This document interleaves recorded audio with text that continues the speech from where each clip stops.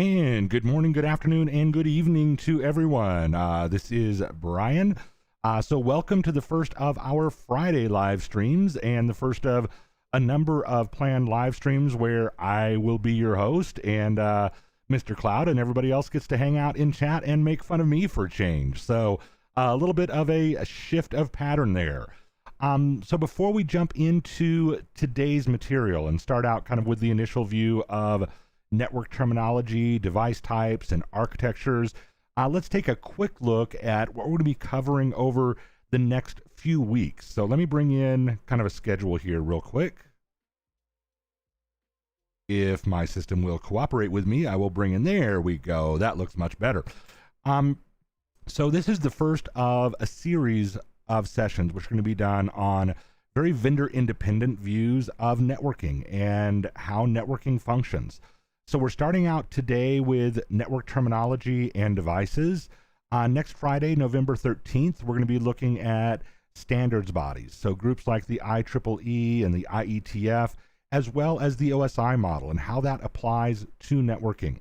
We'll then move in November 20th to different infrastructure protocols that are necessary for your network to function. So many of these are common protocols that end devices are going to use, but a lot of these will be used by your infrastructure devices inside your network. So things like domain name services, Telnet, SSH, DHCP, NTP for time synchronization. So a lot of the other protocols that are necessary for a network to function and do its job appropriately. On November 27th, since a lot of us are US based, so there is a little holiday called Thanksgiving that happens right around there. We won't be doing a session that week, but we'll pick back up on December 4th.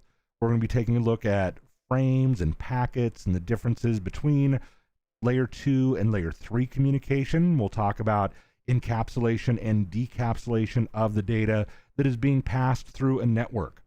On December 11th, we're going to be looking at a lot of physical layer concepts and components. So we'll talk about PoE, PoE+, PoE++, POH, as well as neighbor discovery and how that applies to, powering devices like wireless access points or VoIP phones or IP cameras within an environment. Now, there's many other sessions that are planned. We've got about 20 of these sessions overall planned, but I just want to kind of give an idea of what are the next few weeks, what you can kind of expect coming up. And I see out there, Matt, yes, your day has arrived. You get to turn the tables in the other direction now, most definitely.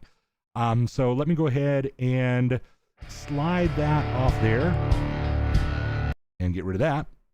And let's take a little bit of a look at what we're going to be talking about today. So where we're going to focus for the first one of these overall sessions. So for session one of these Friday events, our main focus is going to be around terminology for networks. So what are some of the main terms and definitions that you're going to run into when you deal with network, again, from a vendor independent perspective. So I may make some references as we go through these events to things that are specific to a RUCKUS platform. When I do that, I will actually specify that that is something that is specific to RUCKUS. However, I may also make references to other vendors as we're going throughout this. So I may make some references to Cisco, and I may make some references to Juniper and to HP, or also to Huawei. So I might be talking about some other vendors throughout this because we're really focusing on what makes a network, regardless of what vendor platform we're specifically looking at or working with. And hello, Sven. Good morning or good evening, wherever you happen to be located around the globe. So to start out with kind of this week's content, let's go ahead and begin with the legal disclaimer. Actually, for that, I know that this is a live stream, so in that kind of scenario, you don't have a fast forward button. So why don't I go ahead and take care of that for you?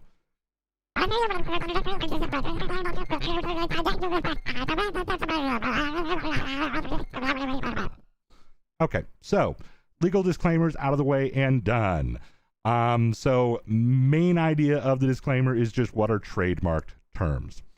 So let's actually shift from that into kind of looking at how networks started, how they evolved, and what we see today in a networking environment. So let's start with the basic concept of how did Ethernet begin? So Ethernet actually started out based on just the name itself, ether. So if we think about what that entails, ether means, and I'll move over a little bit there, air. So this actually started as not what we think of today. It wasn't Cat5 cabling with RJ45 connectors on either side of it. This actually started as a wireless protocol. So when Ethernet began, this was wireless communication between hosts. This was radio frequency. So Ethernet was basically Wi-Fi before there was a Wi-Fi. So that's where the ether comes from in Ethernet. And this is really important when you go into the behaviors of Ethernet itself and the behaviors of networking. So as we move our way through future sessions and we start talking about things like broadcast storms and loops in networks and loop avoidance protocols, those are issues because of how Ethernet began, because of what it was designed originally to do. And it was actually designed to be a wireless protocol. Now, of course, in the early days of Ethernet, they found wireless at that time was very restrictive. So the amount of data that could be transmitted between devices themselves was extremely low, and you were extremely limited in distance for early Ethernet. So it wasn't very long before they adapted Ethernet. Instead of being a purely radio-driven protocol and a purely wireless protocol, they dropped it onto a wire instead. Now, the first versions of dropping that onto a wire was placed onto a coaxial cable. And it was still kind of a point-to-point protocol. You still just had two devices that were communicating and talking back and forth.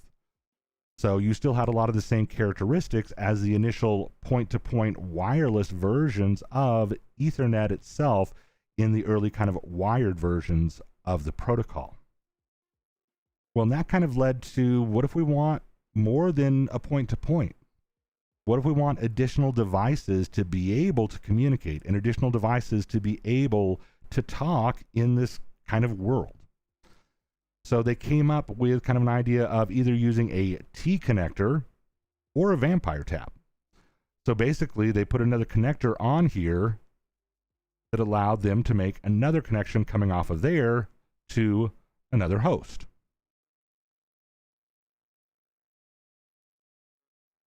So this started expanding that idea of the network itself. And this kind of started to move and migrate into what we would call early bus networks. So these early bus networks, again, were based on a coaxial cable, which was kind of the backbone.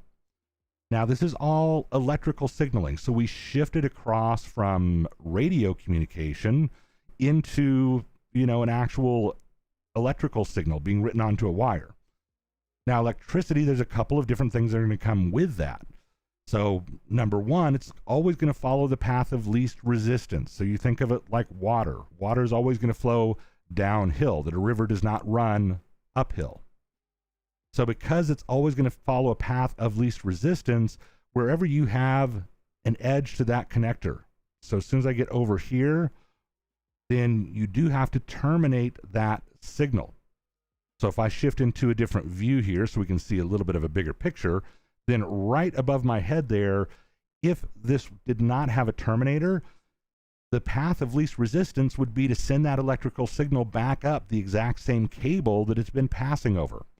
So you would end up with a horrible echo within your signal, and everything would be like this and no one could understand anybody. So all of a sudden you would not be able to actually understand any of the data that's passing over the network itself. So you've got to have these terminators on either end to absorb that electrical signal when it hits those edges. Now, there were some inefficiencies to this, with basically one really long backbone cable and then using T connectors or using vampire taps, basically a needle that we just shoved in there to kind of pick up that electrical signal at each one of these junction points where we were adding another system. And that starts to create some issues, because that electrical signal, that is going to be degraded significantly. So first of all, you have the degradation of the signal as it's passing over the media itself. So that signal is going to degrade. That pattern of how much voltage exists on there, that's going to be going down as it passes through the actual cabling itself. So that signal is going to get weaker and weaker and weaker as you make your way further through the cable. And each time we attach in another device, part of the signal is going to go in one direction, and part of the signal will continue on down the rest of the wire. So it's going to further weaken that signal more and more as we add devices into this.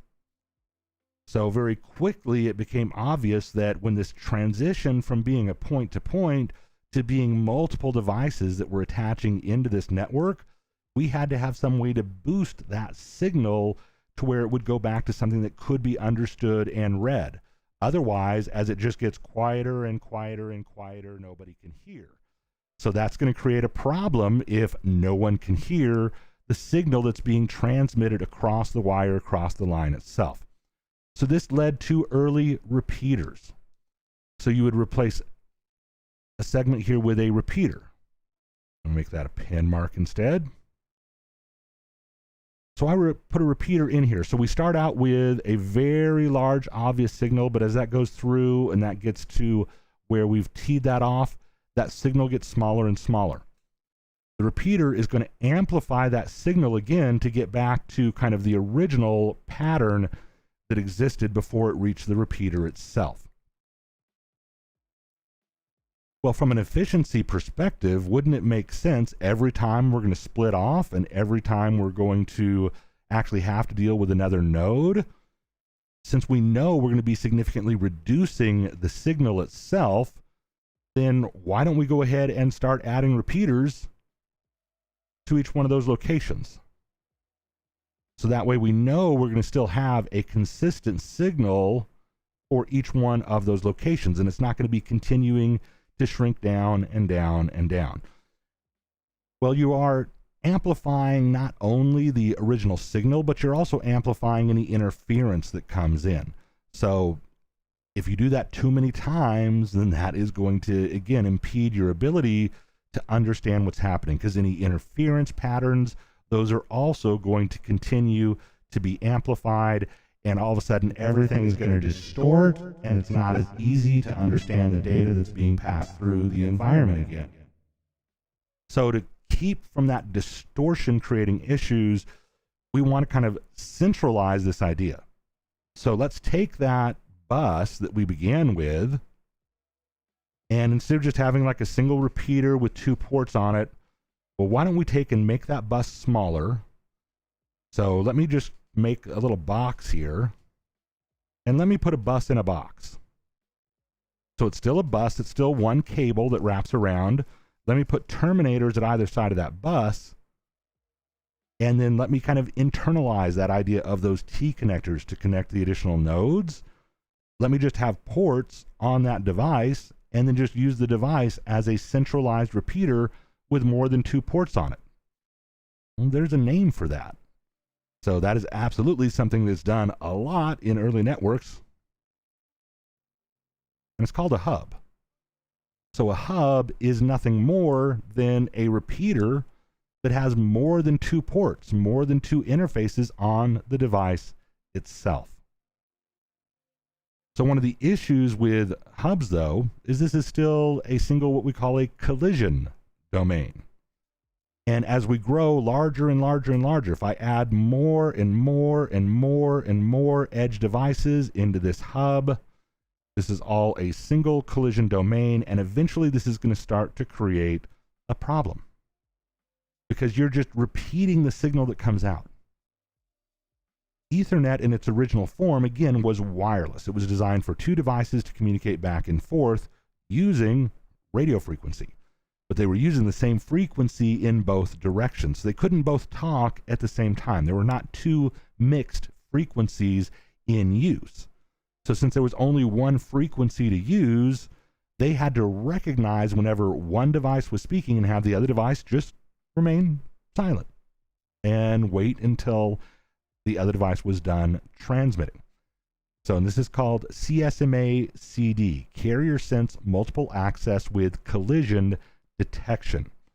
So if I was trying to transmit and I saw another signal originally in the air or through the radio waves and then later through the cable, then I'm going to stop right away to let the other device continue to transmit.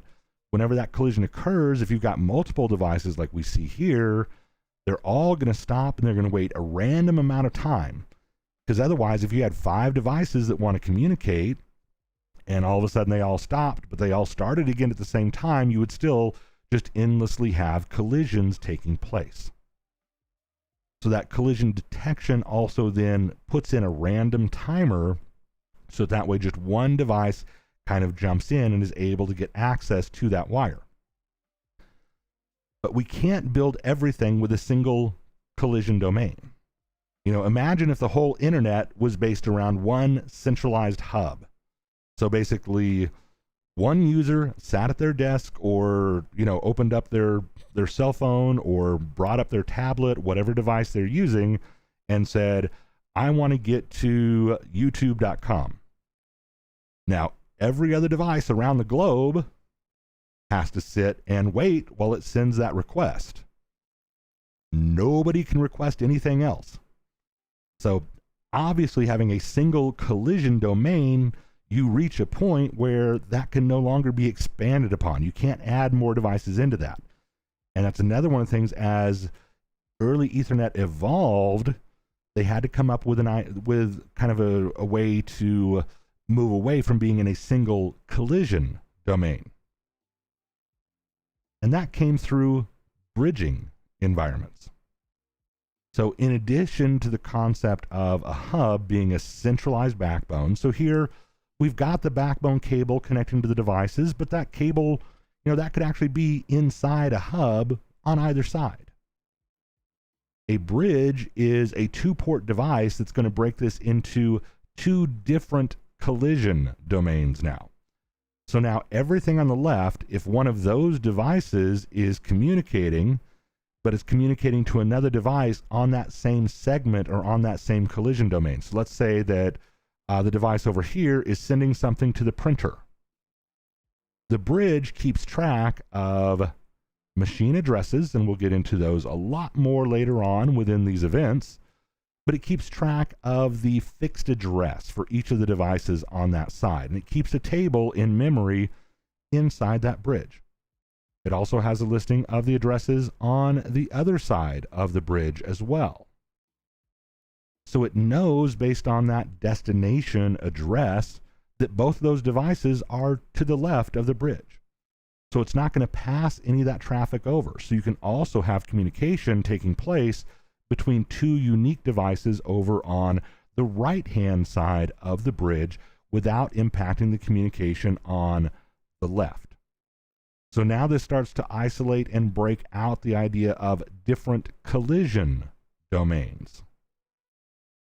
Okay, that's fine. So now we have more than one collision domain, but what if a device on the left needs to talk to a device on the right?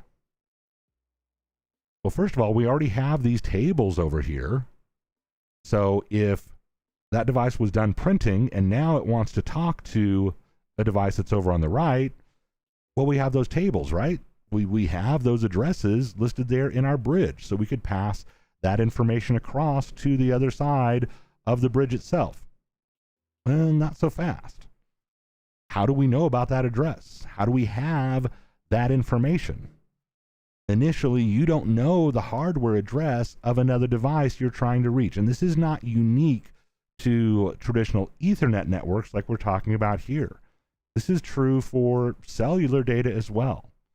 So if someone is sending you a text or is calling your mobile number, that is a logical address that you're trying to send that traffic towards. However, the cell network itself, that has to find your physical address, your EMIE number that's built into your phone or to your tablet. So they're not able to send that out to your phone number. They have to have a lookup for that. So the same is true for Ethernet and for traditional networking inside our environments as well, that I have to have a way for the device over here to discover the device that's over there. And that is done with a broadcast. So we've talked about the idea that this is a single collision domain on the left and a single collision domain on the right. So the bridge would only pass traffic destined towards a device on the other side of the bridge. However, when they're trying to find each other and for other kind of built-in functions that we'll talk about, a lot of those as we make our way through these weekly events, is I'm going to send out a broadcast. I'm just going to shout, hey, who is David? Or who is Matt? So when I do that, that broadcast message, and I'll just do a BC for a broadcast, that has to go everywhere.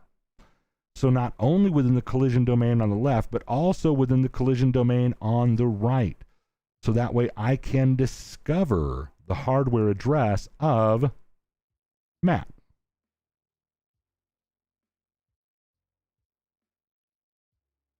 So now I can start passing the traffic from the collision domain over on the left-hand side to the collision domain over on the right-hand side.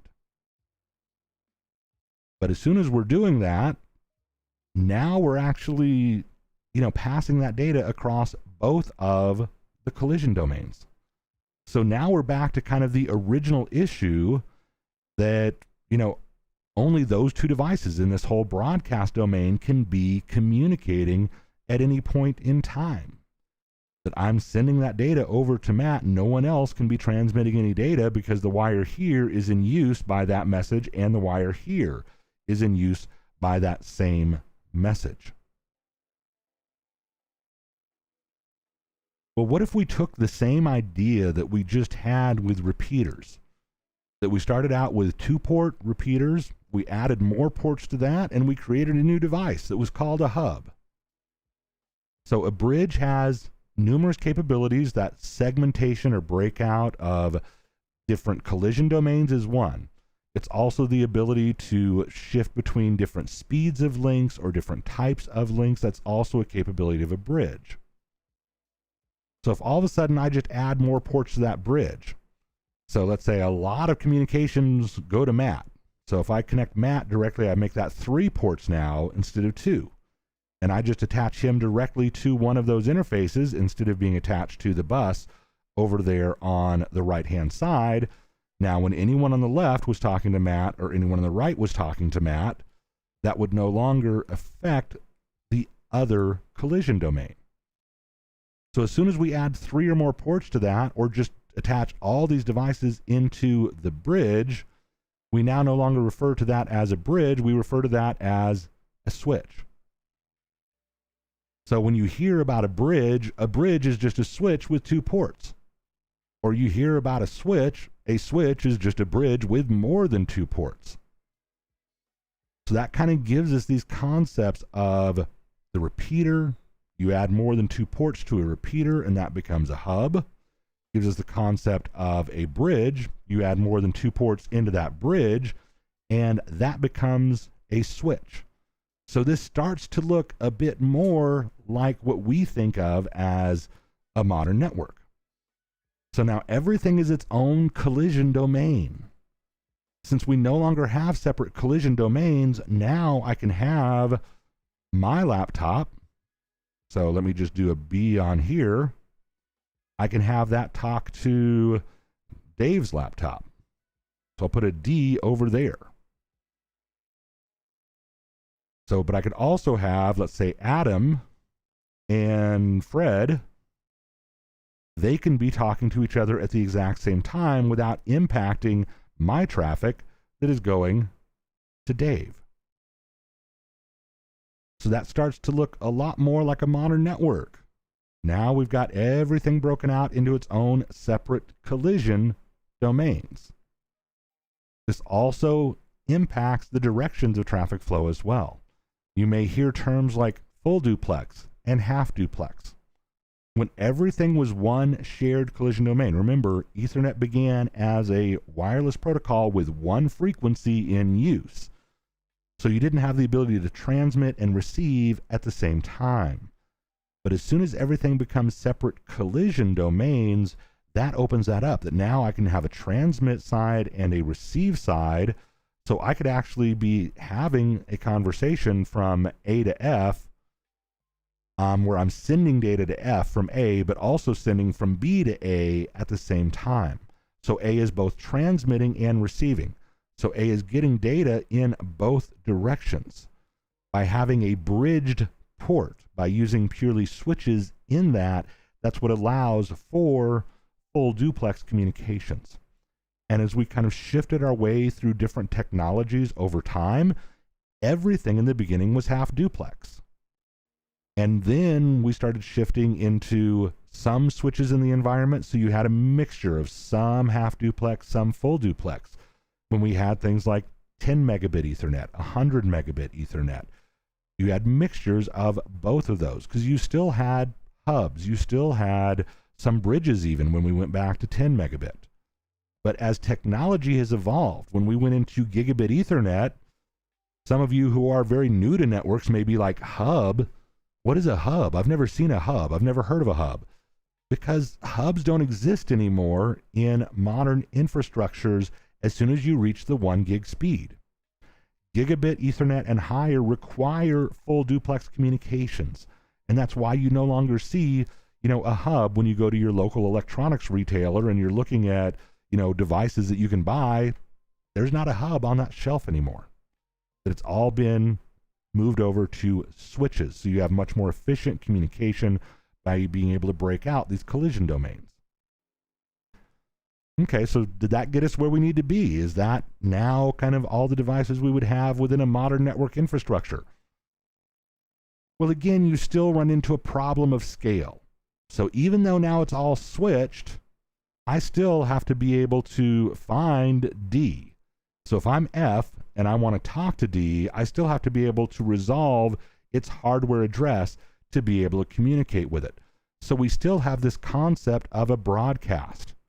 We still have a message that may be coming from F looking for D that's going to go out every single port in that environment to be able to find out, hey, where's D?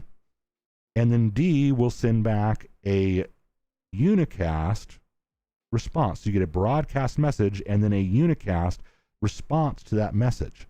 But it's got to go out to everyone to try to be able to resolve where is D located. So again, let's think of the larger overall world. So what if the whole internet was one switched network? Now they're all separate collision domains. So you could have one person watching YouTube while another person watches Netflix at the same time. So we got over the problem of everything being a single collision domain. However, if it's all one single broadcast domain, how many users are there on the internet around the globe today? At any given point in time, you may have as many as 1 billion people that are out there trying to connect to different services around the globe, especially when you have relatively busy news weeks. Has there been any news this week that people might have been checking or like reloading web pages or anything like that to see what might be going on in the world? Nah, probably not. Probably nothing. Probably nothing of concern has taken place this week at all. But even on a slow news day, if every time someone says, hey, I need to find Amazon.com, I need to find Google.com, I need to find WeChat, that message has to go to every device around the entire globe. The entire internet crashes and burns under its own weight. There's no way to actually maintain that or use that. So you've got to get away from everything being a single broadcast domain. So that's when we start moving away from repeaters and hubs and bridges and switches into an environment that adds routing into that picture. Now, from the standpoint of routing, So here we're showing a dedicated hardware device. So I've got an IP router that sits between the environment on the left, which is an older environment that's all based around hubs. An environment on the right, which is purely switched. I know which one of those networks I would rather be attached to for, you know, the better availability of data. But even way back in the hub days, you of course still routed between different broadcast domains. It was a different way of isolating the overall traffic within that environment. Now we hear this big fancy word router. It's a specialized device that routes traffic. It doesn't have to be that fancy. It doesn't have to be that advanced or that different from a lot of other devices we may be quite familiar with. So let me make a change to this real quick. So let's grab that router. Whoops, I almost grabbed the whole thing. Let's grab just the router. So let's go ahead and move that kind of off of there real quick. Okay, so let's replace it with just a regular computer.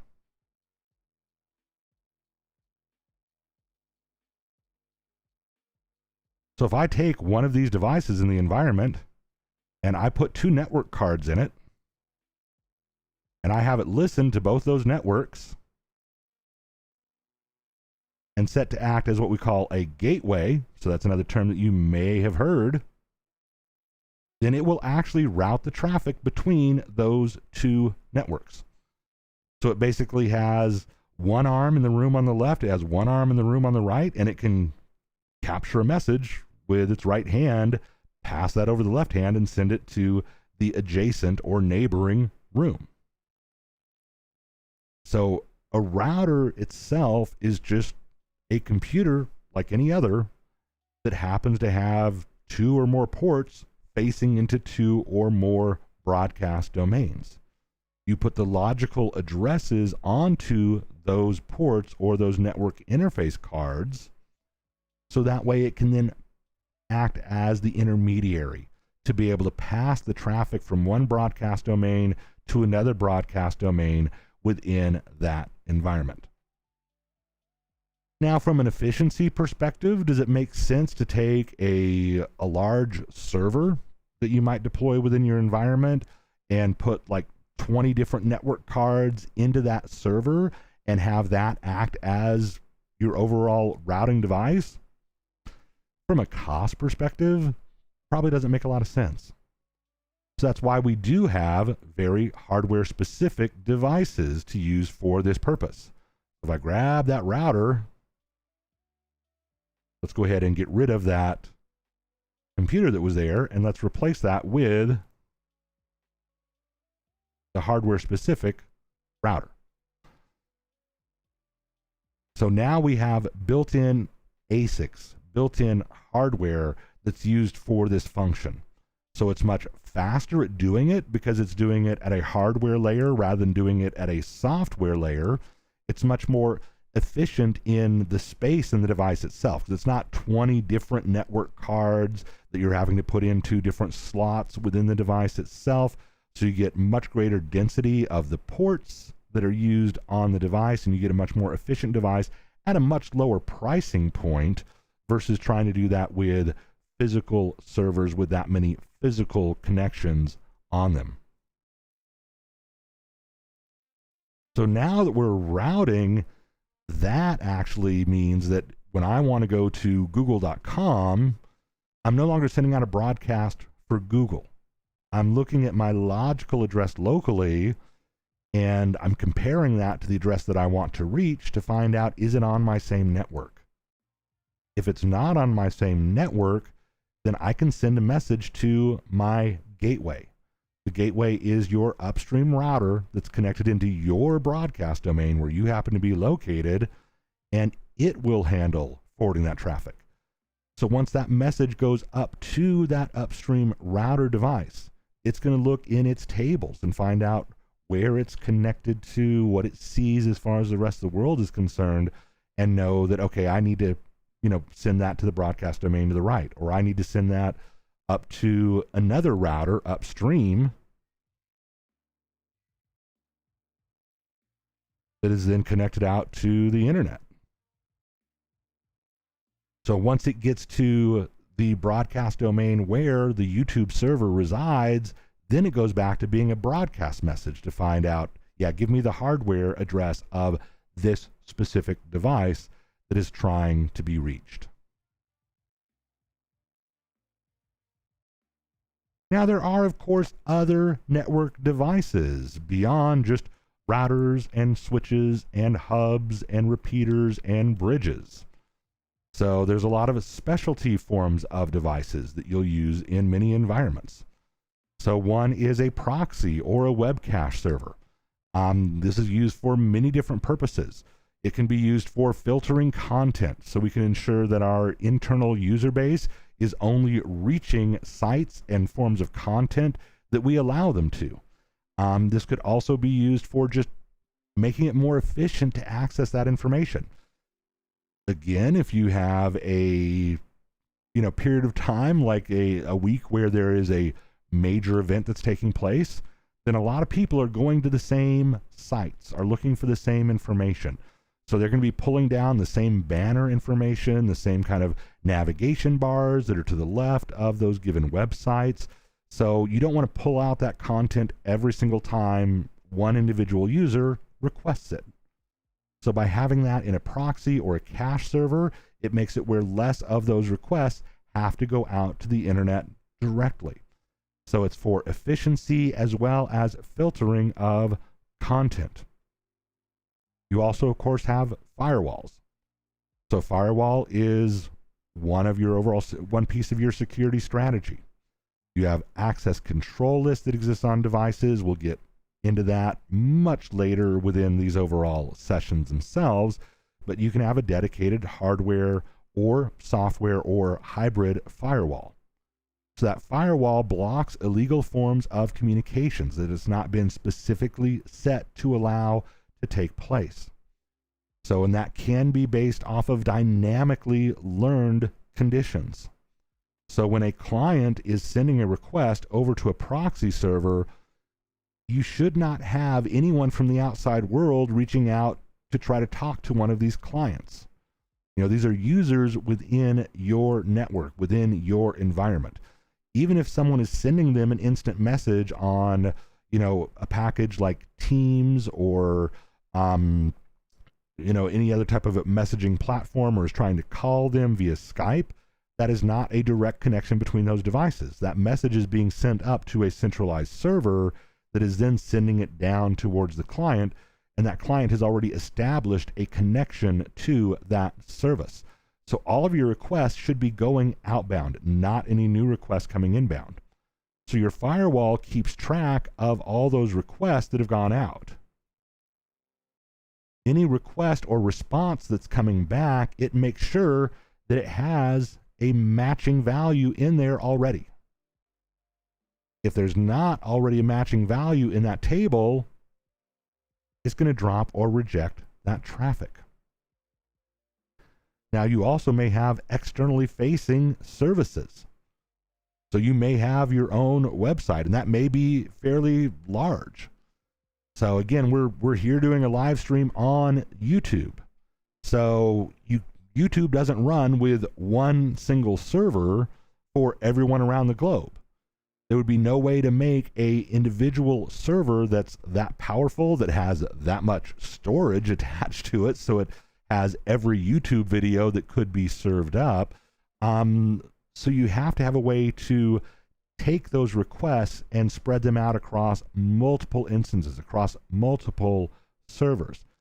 And you need the intelligence to know that an individual user's request, any follow-up requests, need to pass to the same server on the back end. And this is done with load balancers. So any request coming from the outside going towards our website, that goes through a load balance engine, and that can be even globally. So I can take requests that are coming from a specific region of the globe, redirect that across to their closest location. That reaches a load balancer at that stage, which then spreads those requests across a pool or group of servers. And again, it has tables that it keeps in memory of which clients are attached to which servers. So that way, if you're on a site like Newegg or Amazon or Lazada, any place like that, that you're going around and you're filling out your cart, you want to make sure the contents in your shopping cart remain consistent. So that's going to ensure that you're always going back to that same server for your entire session when you're talking to that particular application or that particular service. This also has built-in health checks to recognize if one of those servers has gone down or offline and be able to redirect those requests across to one of the remaining and healthy nodes. So you do see, in addition to kind of the traditional infrastructure devices that we hear very commonplace, like switches and routers, you do also have very specialized devices like firewalls, proxy servers, and load balancers. Which then brings us into the types of networks themselves. So I title this as all the ands, because there's a whole lot of these. Many of these you'll run across very commonly. Many of these you may not have seen before. You may not run across near as often within the industry. But you have LANs, WANs, MANs, BANs, WLANs, PANs, GANs, RANs, SANs.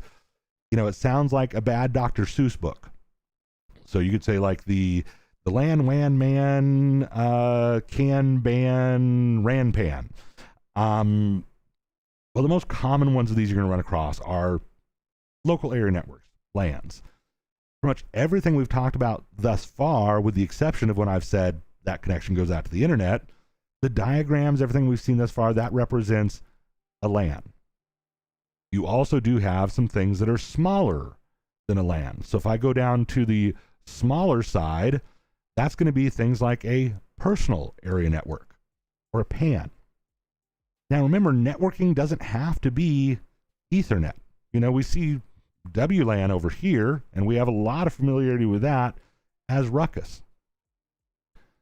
But it's not just, you know, Wi-Fi or just Ethernet. This also includes communications through protocols like Bluetooth or even like USB. That is a form of networking as well. Even a lot of the things that we traditionally think of as just an analog connection, that's no longer the case in a modern environment. So connecting your cable box to your TV, you know, a long time ago, that would have been through analog connections. But now with the advent of things like HDMI, that now includes handshakes. It includes communication back and forth to make sure the device I'm talking to has copy protection enabled. So that is now a networking type of connection. So if you do something as simple as, you know, booting up a gaming console and playing a game, you're using a personal area network. So you probably have a game controller in your hand. That controller is wirelessly connecting across to your gaming console. The gaming console is using Bluetooth to send the sound out to your headset, and then using HDMI to connect up into your receiver, let's say in the environment, and then going from the receiver through HDMI into your TV. So that is an example of a personal area network. It doesn't always have to be purely based around things like Ethernet. As we move more and more into like IoT related topics, you'll start to see some of the concepts like bands discussed more often. A band is a body area network. You know, so I've got my phone in my pocket, I have my smartwatch on my wrist, I have you know, other sensors kind of throughout my body. That's a body area network or a band. And keep in mind that with many of these, you know, they're very fluid concepts. So the idea of a personal area network, that could also extend into things like a modern car. You know, when you're in a car, traditionally, when you put your foot on the gas, that actually had a physical cable that went in that, you know, pulled a wire on the other side to be able to send gas into the engine. That is not the case in most modern vehicles any longer. It is a sensor that sends a digital signal across to the engine to say, okay, do this to the fuel and air mixture. So whether you are turning the steering wheel or putting your foot on the brakes or putting your foot on the accelerator, that is now all a network of communications taking place inside that vehicle. So whether we're talking modern avionics in a modern jet, or whether we're talking controls in a modern car or truck, most of that is now a network of itself. And that kind of sits within that same area of a PAN or personal area network. So in addition to LANs, which are the main focus we're going to have, there's a couple that are fairly similar that are going just a little bit larger than that in scope, and that includes metropolitan area networks and campus area networks. So MANs and CANs. So a campus area network, we usually think of like a university campus, that you may have 5, 6, 12 buildings within that university campus that are all interconnected. So that creates a campus area network. A metropolitan area network, just like it sounds like, it is around a city. In many cases, this is a service provider that has created a metropolitan ring or a group of connections just for that metro area to provide services. Then you also have global area networks, remote area networks, which do get a lot more into sensor devices. It is long distance but low bandwidth wireless communications in a RAN. Again, is a global area network.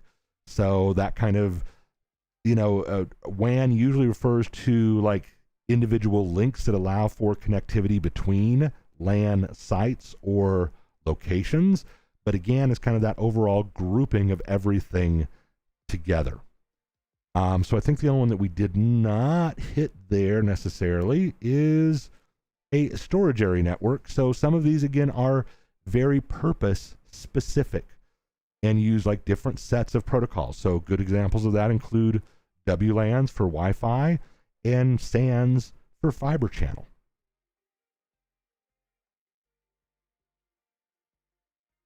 Which then brings us into the concepts of different forms of topologies. So most of what we looked at so far, we talked about a bus-based network, that you had a long wire and you attach devices directly off of that wire itself. So another topology is a ring topology. You don't see a lot of rings in modern context, although there are still some implementations, especially in metropolitan area networks and campus area networks, that you may have a ring across all the devices in the campus, and then you have more traditional kind of hub and spoke throughout each of the buildings themselves. Or in a metropolitan area, it may be a ring that goes around that metropolitan area, and then you hub and spoke out from each of those locations within the ring. So rings started with many technologies like token ring from IBM. It moved across into other later technologies like what we call FIDI, or also FCAL, fiber channel arbitrated loop. So many of the ring topologies actually used, just like it said in token ring, it used a token to control who could speak at any given point in time. So as you passed data, it passed along with that token. The next device in line could add or append their data onto the back of that token, and that kind of controlled access to the wire itself. So in most modern deployments of rings, there is no longer a token used for that function. So that was more unique to token ring, FIDI, and other previous environments. Most modern rings are actually built on top of Ethernet devices. It's just the physical topology of a ring is very efficient in a number of campus area networks and metropolitan area networks. Well, one of the problems with a ring, so actually before I go into a full mesh, one of the issues with doing a really large deployment over rings is I add more and more switches or other infrastructure devices into this. Now I have a device over here on the right that wants to communicate with a device on the left.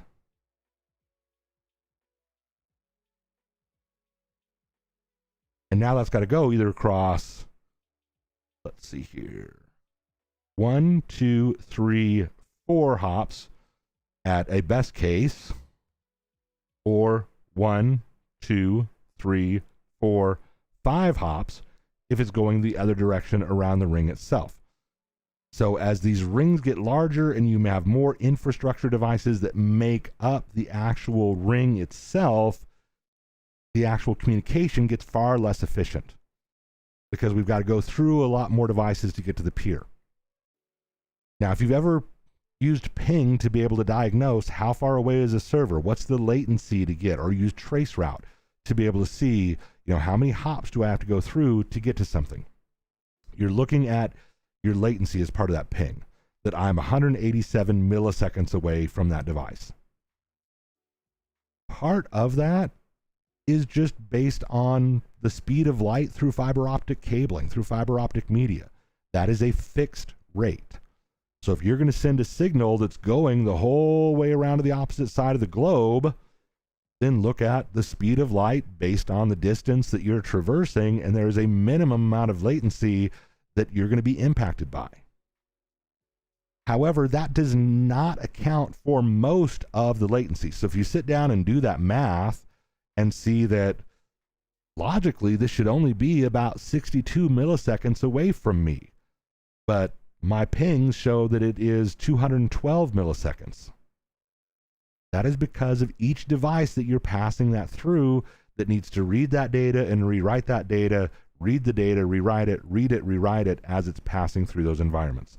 There are ways to speed up those processes, which we'll get into in later sessions, but the most efficient way would be to reduce the number of hops, reduce the number of devices you have to pass that through. So logically, the most efficient topology that you could have for data transfer would be a full mesh. So a full mesh means every single, whether this is switches or routers, whatever infrastructure devices we're looking at within this diagram, they are all directly attached to each other. They all have a physical connection. So no matter where my clients reside, so I'm going to put up a client A right above my head, and a client B over on the other side, so it no longer passes through each of those hops to get over to B. Because this is a full mesh, now it has a direct connection from A to B. So now it's much faster to be able to pass any of the data across the infrastructure. However, there's a big, big problem when it comes to a full mesh. And the big issue with full mesh is scalability. Now, when we see this, we have 6 devices up there right now. And I don't know why it doesn't want to erase. You can all see the eraser on the screen going over and over and over that red line. And it really doesn't want to get rid of it. Okay, I guess that is our data path no matter what we do now. So we have 6 devices within this environment. Now it updates. There we go. So we have 6 devices. So how many connections do we have to have a full mesh? Now you could go through and count up 1, 2, 3, yeah, absolutely, Matt. Murphy's live stream law, that it doesn't update, and then it all updates at once. You could count all these, but that's not the easiest way to do that, or not the most efficient way to do it. So take the number of devices you have as n. You're going to do n times, and I'll just do it. Yeah, just do it like this. N times n minus 1 times half. So basically, we're taking 6 times 5 by half. So 6 times 5 is 30, by half is 15. So there are 15 connections to make up that full mesh.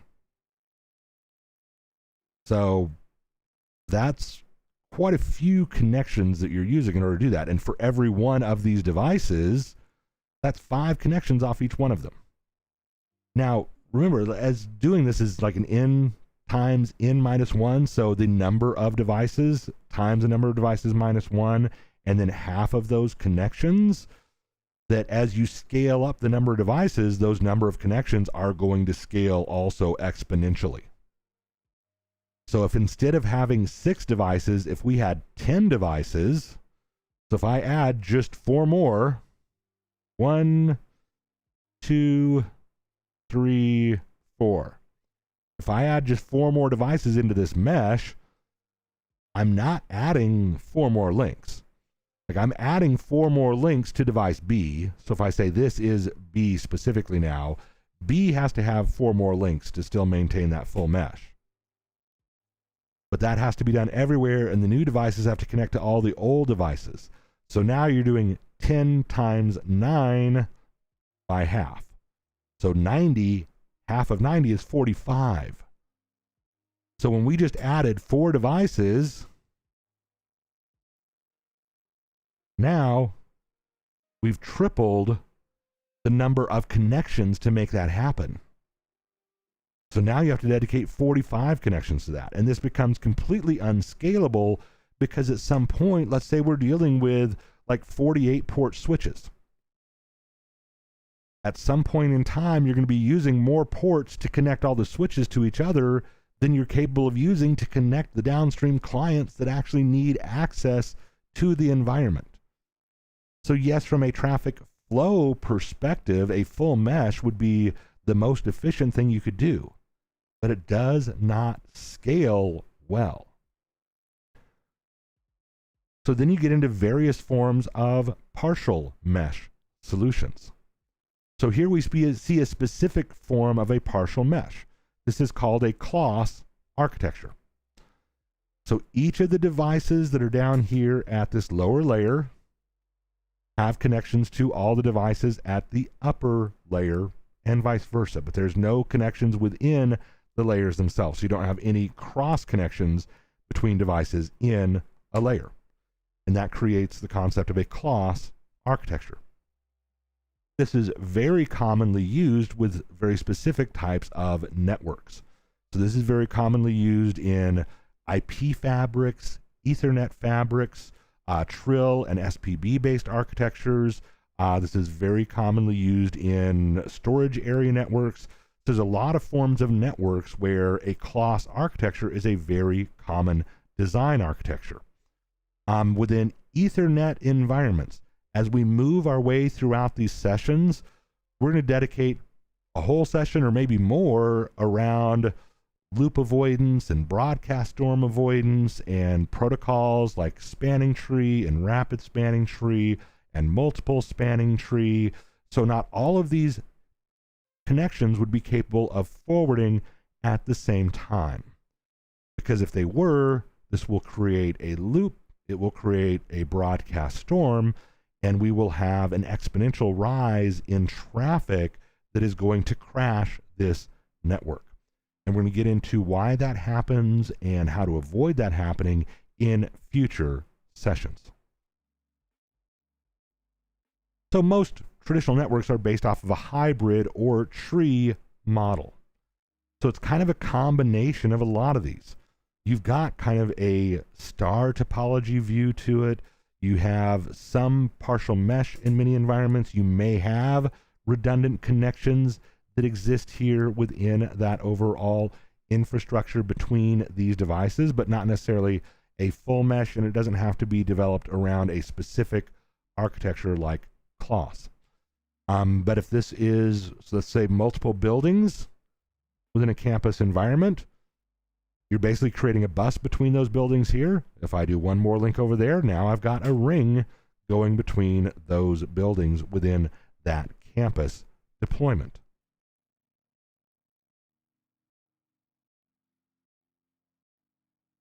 So in Ethernet networks and the networks that we're most familiar with, what is the most common forms of hierarchies that are used? This is a hierarchical model that's been looked at for many, many, many years. So we have a core of our network, which is just high-speed forwarding of packets or frames. We're not adding a lot of additional services or functions on top of what's taking place as it passes through the core. You then have, in this case, what they're calling a distribution layer.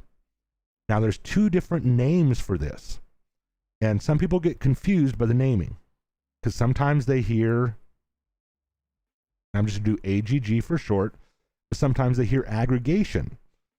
Sometimes they hear distribution. It means the exact same thing, but it's based on the direction of the flow of traffic. So if my traffic is flowing from my core outwards, I am distributing that traffic across multiple access or edge devices. So in that case, I'm looked at as a distribution layer. If the traffic is going in the opposite direction, so I'm taking that from multiple devices at that edge layer and then passing those up towards my core, and usually you'll have more aggregation distribution layer devices than you have core layer devices, but they just, we've got a simplified diagram overall. But now we're aggregating that traffic. So we're taking it from multiple sources and we're aggregating that into a single overall funnel or destination. In this case, our core. So if traffic is going towards the core, then it's my aggregation layer. If traffic is going away from the core, then it's my distribution layer. Well, we need to have the actual connectivity for our devices themselves, whether that is access points, IP cameras, individual client workstations, whatever devices we're dealing with within this environment. So that is our access. This is also referred to by many vendors as the edge layer. So again, those terms are interchangeable, the access or the edge. Now that model does shift a little bit when you're looking at kind of data center type of environments. So in data center environments, there are a couple of kind of specialty architectures that you may see. The first would be top of rack deployments. So in each rack within the individual rows of the data center, you have one or hopefully two switches or networking devices at the top of each of those racks from a redundancy perspective that then go back towards that aggregation layer. Now you may not want to have all of it be just directly at the top of each rack. You may want to kind of centralize that. So instead of doing top of rack, you may see MOR or EOR. So that's a middle of row or end of row. So an end of row, all of your networking infrastructure devices are in one rack at the end of that row within the data center. In an MOR, it's one rack that's in the middle of that overall row. So this is going to take longer cable runs because not everything is just cabling to the top of its own rack. However, you may see a lot of situations where you have less devices to hop through to get to one of the other devices within the same overall row inside that data center deployment. Which then brings us into something that is vendor proprietary, but many vendors offer it as a solution. So, I said earlier we were going to be vendor agnostic here. Well, we're going to apply it to multiple vendors for the concept, but everything we've talked about so far is based around standards. Ethernet is based around a standard. The way that bridges are going to talk and communicate, the way the hardware addresses and logical addresses work, all of these are based around standards. Stacking is something that's incredibly valuable. When I create a stack, so this might be top of racks in a data center, this might be a stack being created in a wiring closet within an environment, but this is going to take multiple separate switches or routers, and it's going to have them connected to each other. And in this case, we can see that we're connected using what type of architecture?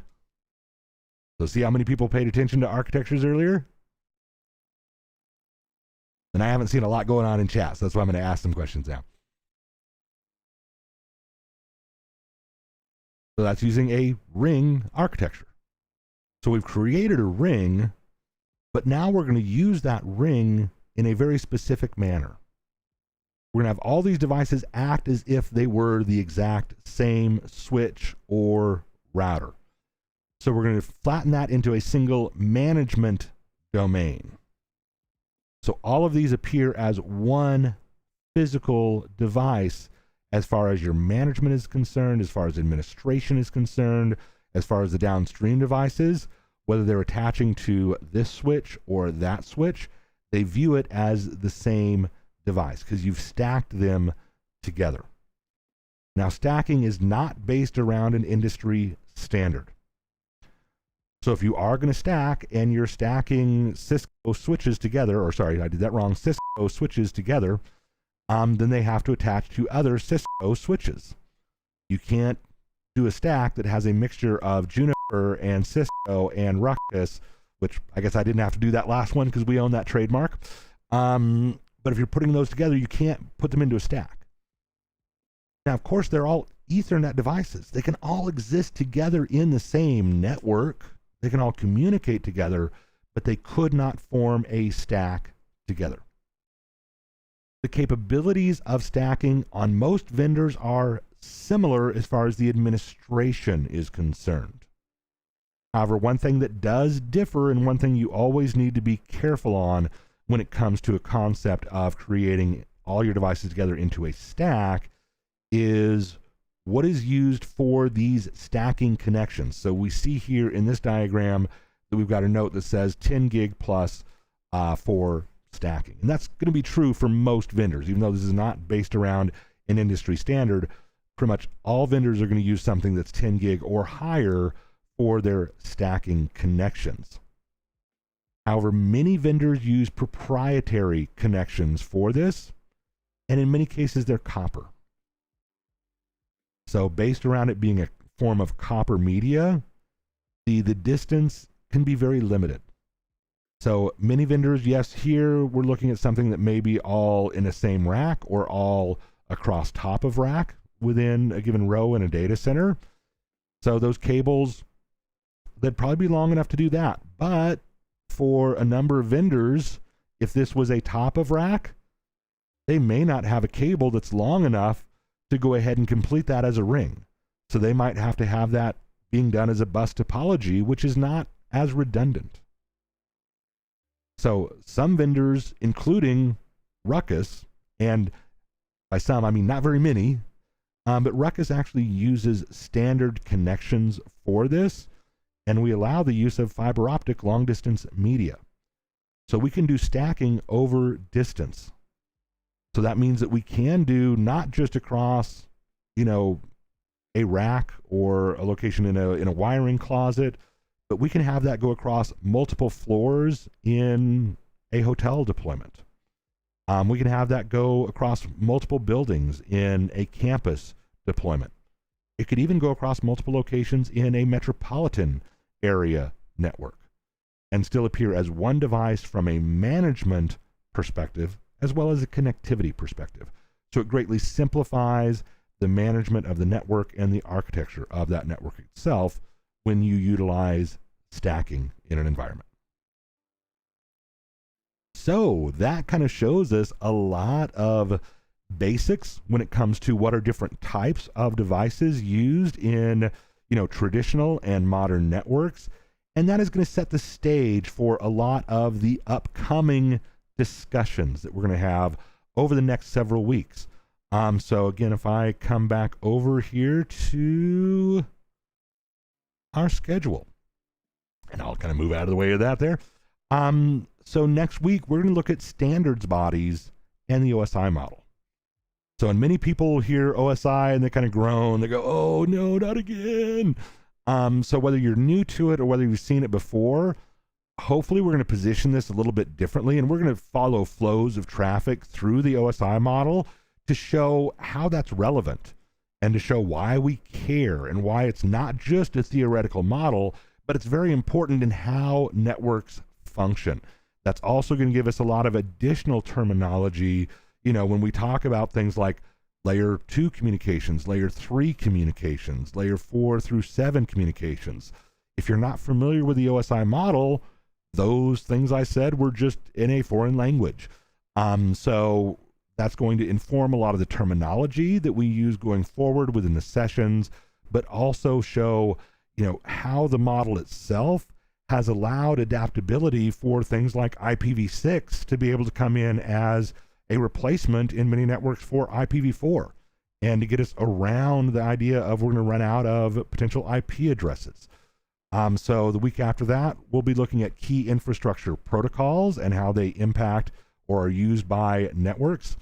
We're taking off the week of Thanksgiving, and then we'll come back in with frames, packets, encapsulation and decapsulation processes, and then go from that into a lot of the physical layer communications and the ability to provide power to downstream devices along with neighbor discovery. And like I said earlier, these sessions are planned to go all the way out into like May probably, but I just want to give you a picture of the next few weeks upcoming. As always, as Matt has done on the Wednesday streams and as we'll continue doing through these streams, let us know, is this something you find useful and valuable for your time? Are there other things that you would like to see us doing as part of these streams? You can always feel free to reach out to us at ruckuslive@commscope.com. We do monitor that box, and not necessarily 24 hours a day, but we monitor it at least on a daily basis. So any questions you have, any additional things that you would like to see as topics for both these sessions as well as the Wednesday live streams that we're continuing to do that focus more on Ruckus specific technologies, please let us know. And a question came in, or not, statement. So if I don't cover layer 8, I will definitely be covering layer 8 and layer 8 issues. And I'll actually talk a little bit about layer 8 and layer 9 a little bit. So the model itself is 7 layers, but there's things that definitely sit above that, and some people confuse what layer 7 is. So we will have some conversations that do definitely surround that. So with that, I just want to say thank you everyone for your time. I hope you have an excellent, amazing weekend. I hope you enjoyed having an hour away from all of the other topics that have taken up a lot of our mind share this week. So hopefully this has been if nothing else, at least a good kind of a good thing to kind of keep on your mind for an hour, except for what's in the standard news streams. Thanks everybody. Have an awesome weekend, and I look forward to seeing all of you next Friday. Thanks all.